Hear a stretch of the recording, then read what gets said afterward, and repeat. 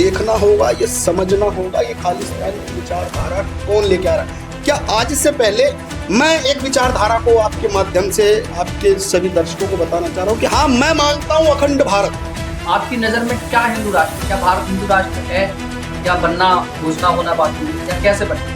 हिंदू राष्ट्र को भारत है, लेकिन क्या करें, हमारे देश में एक ऐसी सरकार थी जिससे कोई ना कुछ पूछ के राजी नहीं। ऐसी सरकार जो मुगलों का हाथ, जो मुगल आए, उन्होंने इस देश को लूटा, नोचा, हमारी माता बहनों को नोचा, हमारी संस्कृति को नोचा, फिर वो यहाँ से गए तो अंग्रेजों के हाथ में दे गए अपना हाथ। मैं उन युवाओं से भी कहता हूं कि ये सोशल मीडिया के शूरवीरों को फॉलो कर रहे हो, करिए, आपकी स्वतंत्रता है, मैं कैसे रोक सकता हूं। लेकिन ये भी तो आपको डिसाइड करना होगा कि धरातल पे कार्य करने वाले कौन है। धरातल पे जो कार्य कर रहा है वास्तविकता में वही तो कार्य कर रहा है।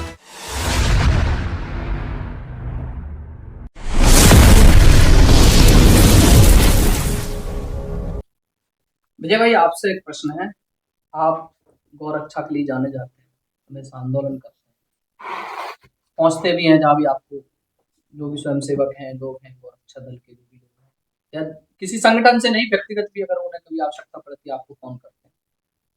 तो सुना है आप जेल भी गए, केस भी लगे हैं आपके। केस लगे मेरे पे। कुछ थोड़ी सी कहानी गौरक्षा के बारे में, केवल गौरक्षा के बारे में। ऐसा था, एक दिन रात को सूचना आती ग्रुप में, किसी अन्य ग्रुप था, मतलब था गौरक्षकों का, हमारे इलाके का नहीं, दूसरे इलाके का था। तो वहां पर सूचना आती है कि भाई हमारे पास आज एक गाड़ी खराब है हमारे पास, और एक ही गाड़ी, 2 गाड़ी से वो लोग गौरक्षा की, उन्हें पता लगा बीटी के जरिए कि यहाँ पे कोई गाड़ी आ रही है। तो मैं अपनी तुरंत गाड़ी लेके वहां पहुंचता हूँ, और उस गाड़ी को हम लोग पकड़ते भी हैं। जहां हमने गाड़ी पकड़ी उन्होंने फायर भी मारा था। सामान भी पकड़ाते हैं जो भी उनसे बरामद होता है। लेकिन 3 दिन बाद पुलिस का फोन आता है जी हमारे पास कि भाई साहब आप आ जाओ। जब उन लड़कों की जमानतें हो गई जिन्होंने गौ तस्करी कर रहे थे, उनसे 9 गौ माता को हमने बचाया, थाने में भी दी। 3 दिन बाद फोन आता है, पुलिस हमें प्यार से बुलाती है और बिठाती है कि भैया आओ।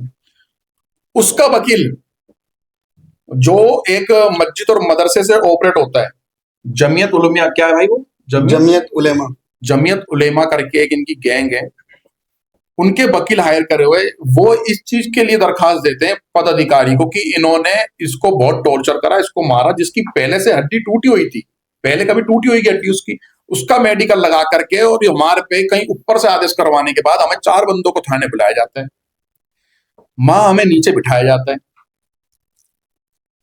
ठीक है जी, और हमारे ऊपर पर्चा दर्ज करा।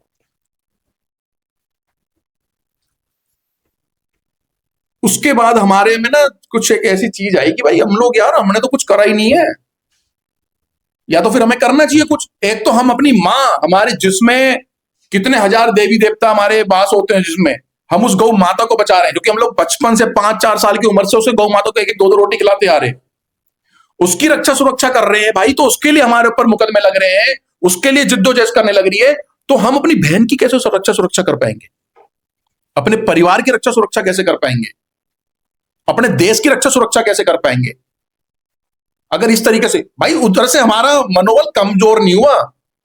भाई के साथ में केवल एक हिंदू लड़के की मौत हो जाती है, 2 लड़कों पे वार होता है, चाकू से हत्या हो जाती है। उस हत्या के बाद उसका प्रोटेस्ट करते कि वहां पर दिल्ली पुलिस या हरियाणा पुलिस उनकी बॉडी देने से मना कर रही थी कि आज नहीं देंगे, भारत में G20 है, मतलब G20 आप बॉडी नहीं दोगे, आप दाह संस्कार नहीं दोगे भारत में G20, ठीक है, बहुत अच्छा, सर्वोपर है, ये बहुत अच्छी बात है। हमारे देश के अंदर देश का सीना गर्व से चौड़ा हो जाता है।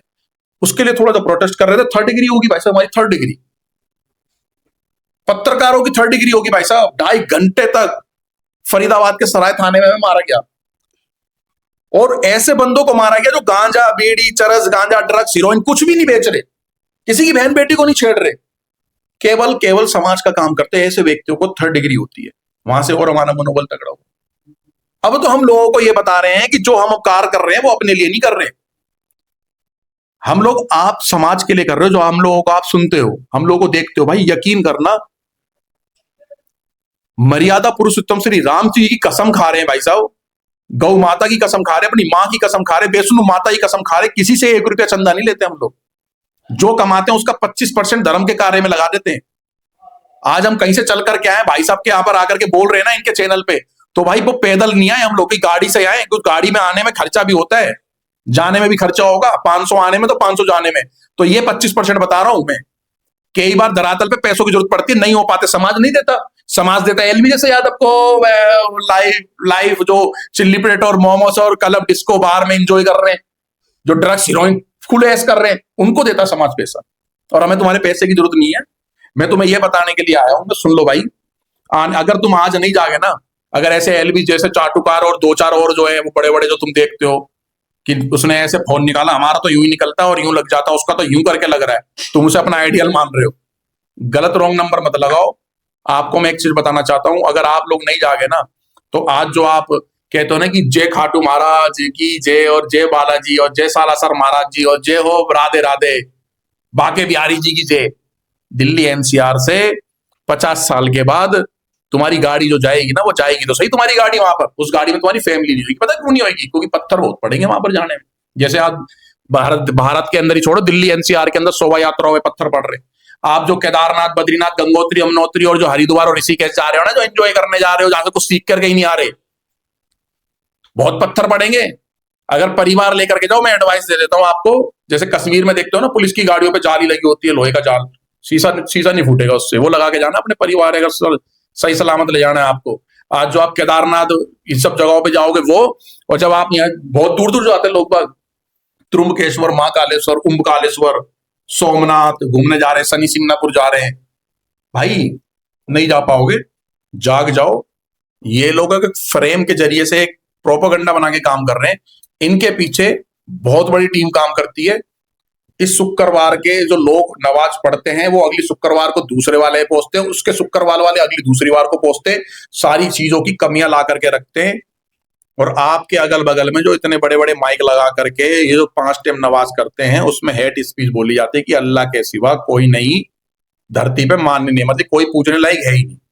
और चलो ठीक है, इसके ऊपर वो तो तुम्हारा कलेजा है, दम है, तो भैया तुम उसके ऊपर मत जाओ जो हेट स्पीच दे रहे हैं। अगर तुम वाक्य में तुम्हें लग रहा है कि हम लोग महाराणा प्रताप और छत्रपति शिवाजी महाराज की वंशिज हैं, हम बड़े बड़े, हम ठाकुर हैं, हम गुर्जर, हम जाट, हम बावन, हम दलित, हम कुछ भी हो, आप अगर तुम्हारे में शौर्य है ना, तो अपने बगल के थाने में ना उनकी कंप्लेंट करो, इस माइक की आवाज कम करवाओ। इतना तो तुम कर सकते हो। बहुत अच्छी बात। अगर तुम ये भी नहीं कर सकते हो ना, तो तुम ध्यान रखो, जो तुम्हारी बच्ची तुम्हारे घर से जो स्कूल जा रही है, वो सही सलामत घर आ जाए, उस पर ही ध्यान रख लो। अपनी बच्चियों को समझाओ, अपने बच्चों को समझाओ। और इलाके के अंदर जब सरकारी स्कूलों से या प्राइवेट स्कूलों से हमारी बच्चियां, हमारे छोटे छोटे बच्चे 7 साल, 8 साल, 10 साल के बच्चे जब निकलते हैं ना, वहां पर रोडों पे ना वो दुकानें लगी रहती है कसाईयों की, अपने लोकल थाने में दो कि भाई हमारे बच्चों की छुट्टी होती है, तो बच्चे इस चीज को देख करके हल्का सा झेप जाते हैं, ये खून खान करते हैं यहाँ पर, मतलब कि ब्लड जानवर को जिसको काट। आपका कहना ये है कि जो उपद्रवी हैं, जो विरोधी हैं, जिहादी है, जिहादी है, बेधर्मी कह लो, हाँ बेधर्मी, देश के गद्दार, ऐसा देश के गद्दार हाँ, वो कर रहे हैं। तो आप गौरक्षा के लिए इतना लड़ाई लड़ रहे हैं दोनों भाई। अमित भाई, मैं जानना चाहूंगा इस पे क्या कानून बनना चाहिए गौरक्षा के लिए? कौन सा, क्या कानून में कौन कौन से प्रावधान होते हैं कि गौ को हम बचा सकें? क्या चाहते हैं? देखिए, कानून की मांग हिंदू करेगा नहीं करेगा, विरोध करना चाहिए। जो मुस्लिमों को स्पेशल बेनिफिट के लिए कानून बनाए, उनका विरोध हो जाएगा, ऑटोमेटिक गौरक्षा हो जाएगी। क्योंकि उन्हीं कानूनों की वजह से आज हम लोग बंधे हुए, क्योंकि पहले ही रिलीफ कानून कांग्रेस के द्वारा दे दिया गया। तो हम लोग जिस तरीके से सेवा कर रहे हैं ना, धर्म के लिए, गौ माता के लिए, तो उन कानूनों की वजह से हम लोग जेल जाते हैं। क्योंकि आईपीसी के अंदर गौ माता की रक्षा करने का प्रावधान नहीं है। हमारे धर्म ग्रंथ में कि गौ माता काटोगे ना, तो फिर हम भी काटेंगे। आप ये चाहते हैं कि उन्हें जो विशेष प्रावधान दिए गए हैं उनको हटा वो रद्द होनी चाहिए, और आवश्यकता है। देखिए, मैं आपको बताऊं, जब आजाद हो गया देश हमारा, तो फिर क्या ऐसी सब भावना हो गई जो भारत को हिंदू राष्ट्र नहीं बना पाए। एक तरफ आप जो लोग कह रहे हैं कि हमने खुशी से पाकिस्तान ले लिया, उन्होंने खुशी से ही इस्लामिक राष्ट्र बना लिया, उन्होंने खुशी से ही पूर्वी पाकिस्तान, उस समय का जो आज का वर्तमान का बांग्लादेश है, पूर्वी पाकिस्तान और पाकिस्तान के बीच में 10 किलोमीटर चौड़ा सड़क और उसके 10 किलोमीटर चौड़ा एक रास्ता बनाया जाता था। तो सोचो कि उनकी कितना स्ट्रॉन्ग कॉन्सेप्ट है कि वो भारत को छिन्न भिन्न करने से कति पीछे नहीं हट रहे। जब हम धरती को धरती मां कहते हैं और वो केवल मिट्टी और टुकड़े के समान समझते हैं, तो ये समझना होगा कि वास्तविकता में हम भारत माता की जय कह रहे हैं, भारत माता को पूज रहे हैं, क्या वास्तविकता में हमारे पास हमारी भारत माता आज है? नहीं है। भारत में सबसे ज्यादा जमीन आज की डेट में वक्फ बोर्ड के पास है, तीसरे नंबर पे। और भारत की लगभग 25 से 30% की आबादी मुस्लिम है, उनके पास भी घर मकान है। तो फिर हमारे हिंदुओं के पास रहा क्या? हमारे पास तो भारत है ही नहीं। जो बचा कुचा थोड़ा बहुत है उसमें हमें सेकुलर बना दिया। भाई देखिए, सेकुलर कॉन्सेप्ट ये समझना होगा कि ये नामर्द एक शब्द था। उस शब्द को लेने से कुछ लोग दुखी होते थे कि ये हम लोग को नामर्द बोल रहे हैं। तो धीरे धीरे वो एक जमात जो ना बढ़ती गई। वो जमात कौन सी थी? वो जमात थी जो धर्म का काम नहीं कर रही थी, जो धर्म की रक्षा नहीं कर रही थी, बहन बेटियों की रक्षा नहीं कर रही थी, गौ माता की रक्षा नहीं कर रही थी, राष्ट्र रक्षा से उसको कोई लेना देना नहीं था। तो ऐसे लोगों को हमारे पूर्वज उस भाषा में बोलते थे नामर्द। तो इन नामर्दों की टोली को बुरा ना लग जाए तो 1947 के बाद इंदिरा सरकार ने इमरजेंसी के दौरान इस नामर्द को शब्द को ही बदल दिया, उसको नाम दे दिया सेकुलर। ये समझना होगा। आज वर्तमान का सेकुलर, अच्छा आप हिंदुत्व की बात करो, मैं हिंदुत्व की बात करूं, सामने वाला तुरंत बोलेगा भाई secular country, you are secular. और उधर अगर मुस्लिम की बात आ जाए तो सर तन से जुदा 57 कंट्रियां एक, भारत पे गजवाए हिंद आक्रमण। ये क्या मूर्खों की बात है? हम बात करें सेकुलर, मतलब फिर शब्दों के साथ अगर किसी ने खेला, वो कांग्रेस पार्टी थी जिसने शब्दों को इतने आसानी से खेला। ये छल कपटी विचारधारा के जितने कानून थे ये हिंदुओं पर थोप दिए, इसलिए कि अपनी आने वाली विरासत को ना पहचान पाए। वर्शिप एक्ट कहना भाई का कि हमारे ऊपर वर्शिप एक्ट लगा दिया। वर्शिप एक्ट क्या था? हम अपनी पुरानी धरोहर को क्लेम ना कर ले, इसलिए तो लगाया। और बताओ ना, क्या कोई फायदा है? क्या आप बताओ, कोई फायदा है उसका? हम अपनी पुरानी धरोहर को रिक्लेम ना कर सके, फायदा है। वर्शिप एक्ट लगा दिया। उस पक्ष उसके बाद उस करने के लिए फायदा है। एक सेकंड, उसके बाद वक्फ बोर्ड का कानून रातों रात पास कर देते हैं। स्पेशल बेनिफिट दिए जा रहे हैं एक संस्था के अंदर। क्यों? अरे रियासतों का दान हमने किया। एक वो हैदराबाद की रियासत के लिए भारत की आर्मी लगानी पड़ गई थी पटेल साहब को, उनके लिए आप स्पेशल कानून दे रहे। आपने दिया हिंदुओं के लिए कुछ ना, हिंदुओं को देश दिया, हिंदू राष्ट्र। भारत तो हिंदू राष्ट्र था, लेकिन भारत का बच्चा बच्चा अपने आप को गर्वित हिंदू और अपने आप को हिंदू राष्ट्र का नागरिक ना बोल दे, इसलिए मूर्खों वाले कानून, छलकपटी विचारधाराओं को हमारे ऊपर थोप दिया गया। हमें हमारे इतिहास से दूर कर दिया गया। हमें हमारा इतिहास ही नहीं पढ़ाया जा रहा। आप एक बात बताओ, आपने किसी भी देश के अंदर देखा है कि मुझसे टैक्स ले रहे हैं और मुझे ही मरवाने का ज्ञान दे रहे हैं? कभी देखा आपने? कैसे ये भारत के अंदर होता है? क्या होता है भारत के अंदर? मुझसे, मैं 2 बच्चे पैदा कर रहा हूं, ये शिक्षा कौन दे रहा है? सरकार दे रही है। मुझसे टैक्स ले रहे हैं, ठीक, टैक्स लिया, मस्जिद को अनुदान दे रहे हैं, मदरसे के मौलवी को कि ये लो भाई, ये आपको मैं तनख्वाह दे रहा हूं 30,000, 40,000, 50,000। इस तनख्वाह से वो क्या पढ़ा रहे हैं? इंजीनियर बना रहे हैं, बताइए, डॉक्टर बना रहे हैं, मौलवी बना रहे हैं। लेकिन उसमें वहां पढ़ाया क्या जा रहा है? जो इस्लाम को ना माने वो काफिर है, और काफिर को मारना जायज है। पाक महीना रमजान करने के बाद घात लगाओ, काफिरों को ढूंढो, घात लगाओ, मारो। ये पढ़ाने का हमसे टैक्स के रूप में पैसा लेके इनको दिया जा रहा है। धिक्कार है ऐसे लोगों को, कानून बनाने वालों को, कि हमें मरवाने का कानून। आपने हमारे लिए किया क्या? देश की रक्षा के लिए हमने सब कुछ किया, और हमें जातिवादी बोलकर हमको दूर कर दिया। आज एक बात बताऊंगा, आज भी देश के अंदर ना वही व्यवस्थाएं चल रही हैं, बस शब्दों का खेल। मैंने अभी बताया ना, नामर्द को सेकुलर बना दिया। उसी प्रकार जिस प्रकार रियासत काल था, रियासतों का दौर था, एक राजा दूसरे राज्य में दखल नहीं देता था, बोलता नहीं था, वही तो आज भी हो रहा है। आज बताओ ना, यूपी के मुख्यमंत्री दिल्ली में क्या हस्तक्षेप करते हैं? क्या बताओ ना, आज यूपी के मुख्यमंत्री बांग्लादेश ये बंगाल में ममता के लिए हस्तक्षेप करते हैं क्या? आज भी तो राजशाही चल रही है। कौन से लोकतंत्र की बात कर रहे हो? मुझे नहीं लग रहा ये लोकतंत्र है, क्योंकि एक तरफ लोकतंत्र के अंदर हम हिंदुओं को कानून बनाने के लिए एड़ी चोटी का जोर लगा रही है सरकार, लेकिन एक तरफ भीड़ तंत्र जो पैदा भी कर रहा है, आह्वान भी कर रहा है, एक बीवी से ज्यादा 4 बीवी चाहिए, 40 बच्चे चाहिए, और समय आने पर कानून वो मांगता ही नहीं है। उनको स्पेशल बेनिफिट सरकारें दे रही हैं और वो भीड़ तंत्र को दिखाता है, सरकारें डर जाती हैं, अरे इस देश का अल्पसंख्यक डर गया है, इनके लिए कानून लाओ, देश के हिंदुओं को जेल में ठूस दो। क्यों? आपने आज तक एक बात मेरे समझ में नहीं, हमारे भारत देश के अंदर एक आबादी जो 30% आबादी रखती है, जिसकी अच्छी खासी संख्या है, 30 करोड़ लगभग होगी उनके बच्चे, क्योंकि 10 की जो पॉपुलेशन है ना, इतनी होगी। आप बताइए, इतनी बड़ी आबादी, कितना बड़ा मूर्खता का शब्द है कि भारत के अंदर अल्पसंख्यक है ये।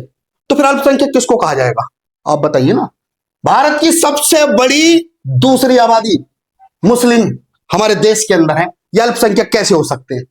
सबसे बड़ा सवाल यह है कि इनका अल्पसंख्यकों का कोटा हटाना चाहिए। यह हम लोगों के साथ छल कपट है। एक दूसरी बड़ी सबसे बड़ी आजादी और उसको इतने सारे बेनिफिट दिए जा रहे हैं।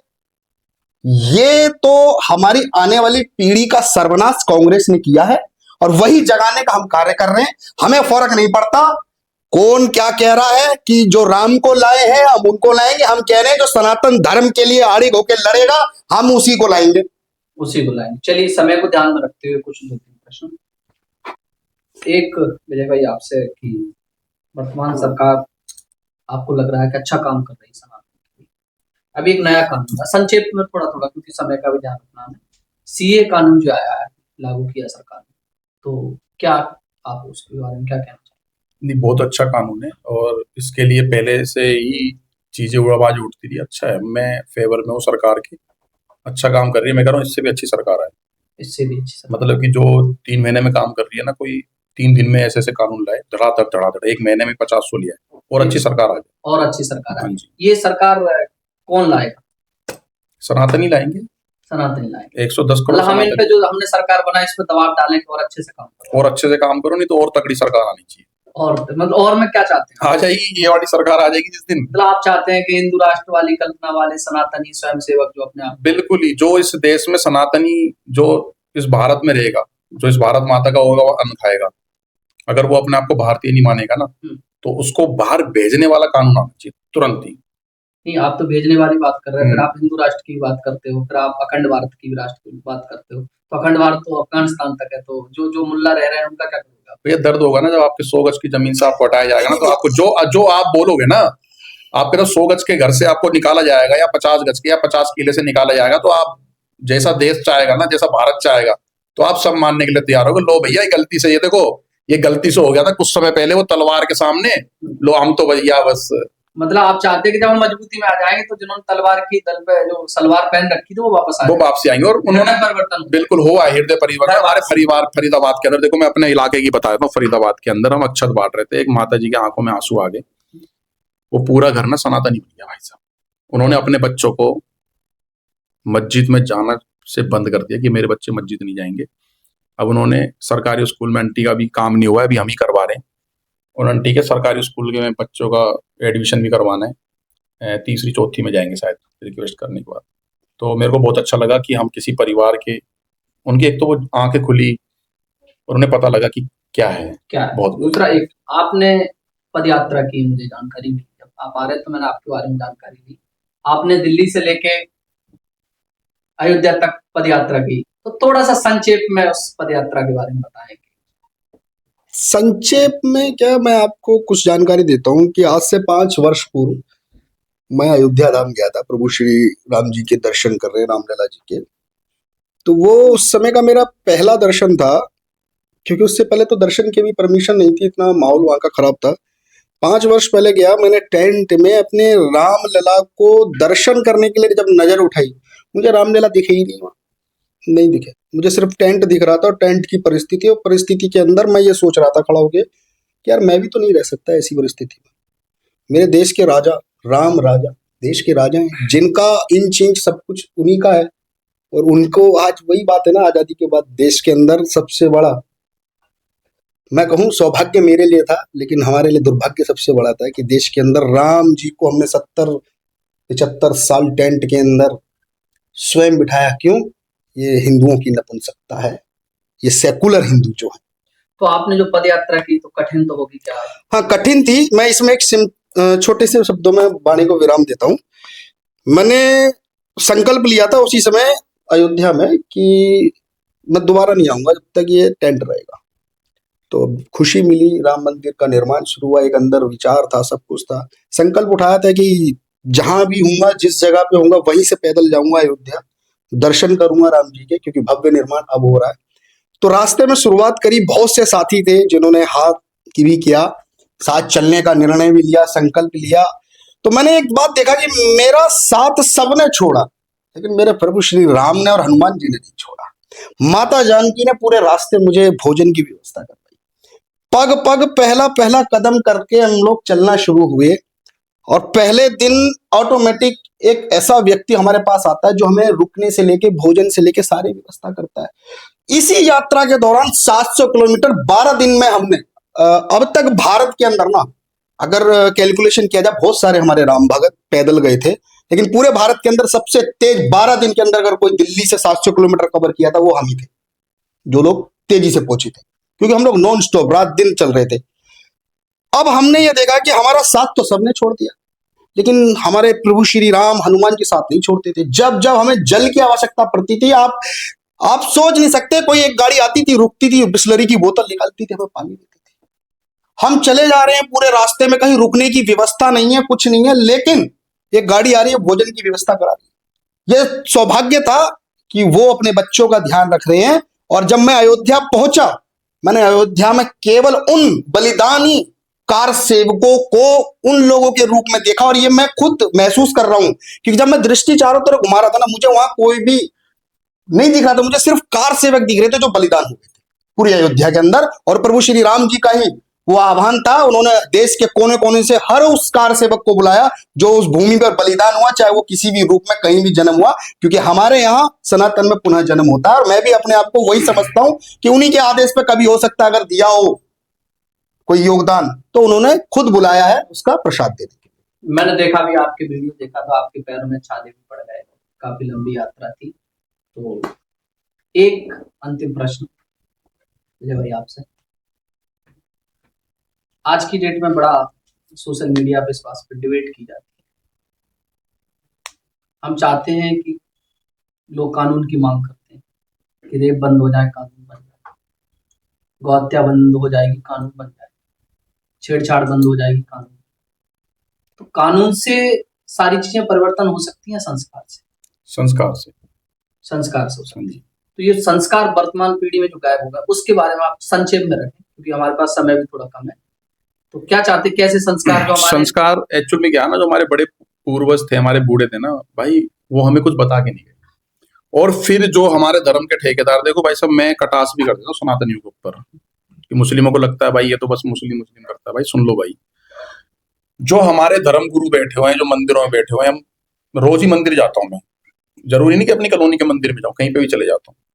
वो टीका भी लगाते हैं, प्रसाद भी देते हैं, जल भी पिलाते हैं, लेकिन वो ना टीका लगाते हैं ना, वो ये नहीं बोलते कि बेटा अपने धर्म के लिए तैयार रहना है, जैसे वो गोल टोपी और दाढ़ी वाले बताते हैं, अपने संस्कारों के लिए तैयार रहना है।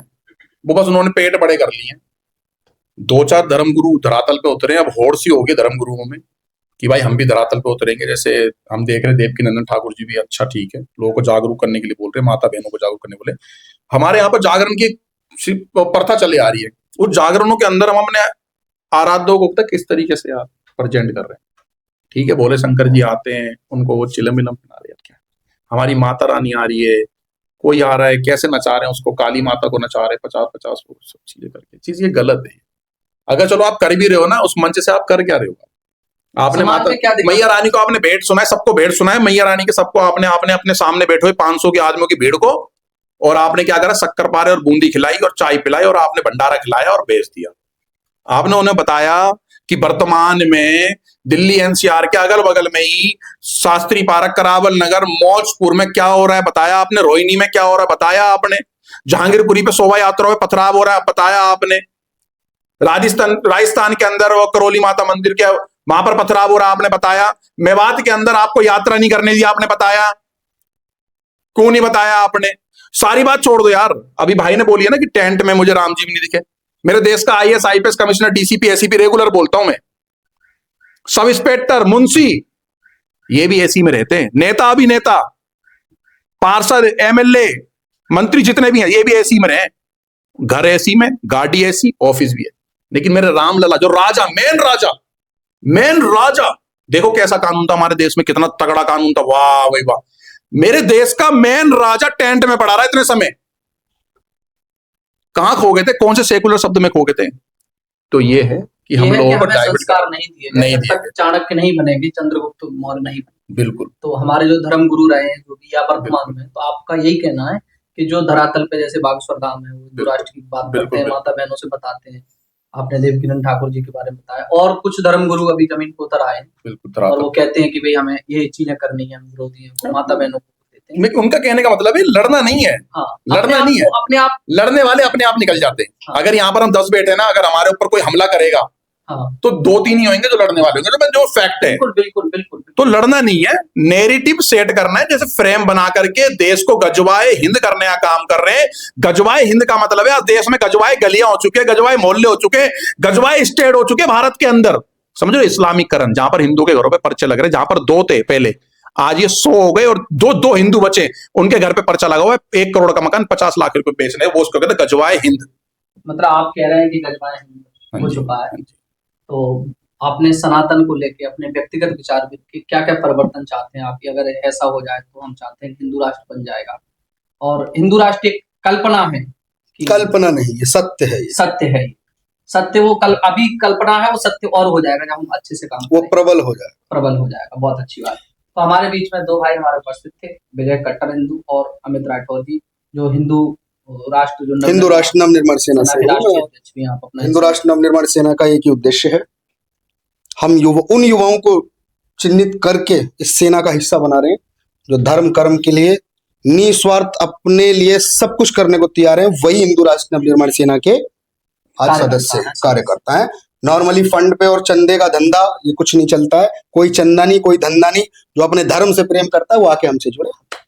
तो बहुत बहुत धन्यवाद करते हैं आप दोनों भाइयों का, आप अपना अमूल्य समय लेके हमारे बीच में पधारे। और हमारे दर्शक जो भी देख रहे हैं, तो भाइयों का दोनों का ये भी कहना, हमारा व्यक्तिगत यही मानना है कि आप धरातल पे जो सनातन के लिए कार्य कर रहे हैं, आप उनके लिए कार्य करिए, उनके लिए खड़े होइए, उनके लिए बोलिए। आप कुछ भी नहीं कर सकते तो उनका समर्थन करिए, कम से कम विरोध मत करिए। और सोशल मीडिया के जो इन्फ्लुएंसर हैं, जो भाई ने बताया कि बॉडी दिखा रहे हैं, यहाँ आ जाओ, यहाँ आ जाओ, ऐसे लोगों को फॉलो करिए। आपकी व्यक्तिगत निष्ठा है, निष्ठा का हनन नहीं होना चाहिए, लेकिन आप उनको फॉलो करिए, पर ऐसे लोगों का सहयोग जरूर कीजिए जो राष्ट्र के लिए, सनातन के लिए, धर्म के लिए बलिदान देने के लिए तैयार है। अपने ऊपर लाठियां भी खाते हैं, केस भी लगते हैं, जेल भी जाते हैं। तो फिर किसी नई हस्ती के साथ हम मिलते हैं, तब तक के लिए सभी को राम राम। जय श्री राम। जय श्री